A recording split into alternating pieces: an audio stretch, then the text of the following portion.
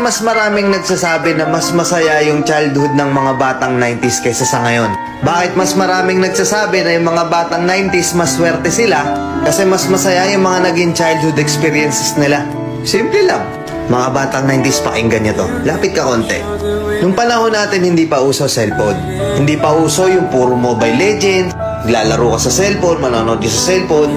Lahat ng laro natin nung bata tayo, puro physical. Naalala mo pa ba yung lalabas ka sa hapon para lang makipaglaro sa mga kaibigan mo? Yung tipong nababadtrip ka na kasi nabuburot ka na sa laro. Pero tuloy ka pa rin kasi masaya ka makipaglaro sa kanila. Yung tipong lalabas ka ng alas 3 ng hapon hanggang alas 6, hindi ka na pwedeng magpagabi kasi mapapalo ka. Pero yung maiksing oras na yun para makapaglaro ka, pakiramdam mo ang haba-haba na. Naalala mo pa ba? Pag galing mo sa eskwela, madaling-madali ka kasi may papanoorin ka pa.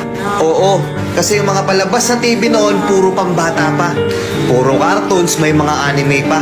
Nakakatuwa kasi yung mga palabas noon talagang nakakatulong sa bata. May matinik, may Hiraya Manawari, may siniskwela pa. Hindi ngayon. Putik na yan yung mga pinapanood ng mga bata, puro pag-ibig na. Puro drama, di ba? Mapapang umaga ka man o panghapon ka man sa klase, makakapanood ka. Naalala mo pa ba? Yung nagtutulog-tulugan ka sa hapon sa mama mo para lang makaiwas ka sa palo niya. O teka, naririnig mo ba yun? Oo, paulan na. Gigising ka ng madaling araw, naghahabang ka ng balita. Bentong umuulan na, sana walang pasok. Yung tipong kahit hindi pa nag-a-announce sa balita, pag lumakas yung ulan ng ganyan, anak, huwag ka nang pumasok. Manood ka na lang sa TV ha. Makikipagtampisaw ka sa ulan kasama ibang mga bata. Nakakamiss yung mga panahong wala ka pang pinoproblema. Nakakamiss yung mga panahong wala ka pang responsibilidad at obligasyon. Nakakamiss yung mga panahon nung ikaw ay bata pa. Pero napapansin ko, bakit hindi ko na nakikita yung mga ganong klaseng bata? Sa tuwing lumalabas ako, napapansin ko napakatahimik na ng iskinita. Hapon na, oras na ng paglalaro nila. Pero bakit ganon wala ng mga bata? Nasa na sila? Napokus na sa kaka-cellphone. Hindi na lumalabas ng bahay. Mas minaigi na lang nilang mag-cellphone at manood ng mga bagay na wala namang kakwenta-kwenta. Iba na talaga panahon ngayon, no? Kasi ngayon yung mga bata hindi na nila ini-enjoy yung pagkabata nila.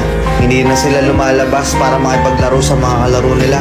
Nagbabago na talaga yung takbo ng mundo, di ba? Kaya kung ako tatanungin, oo, masaya ako na naging parte ako ng batang 90s na to.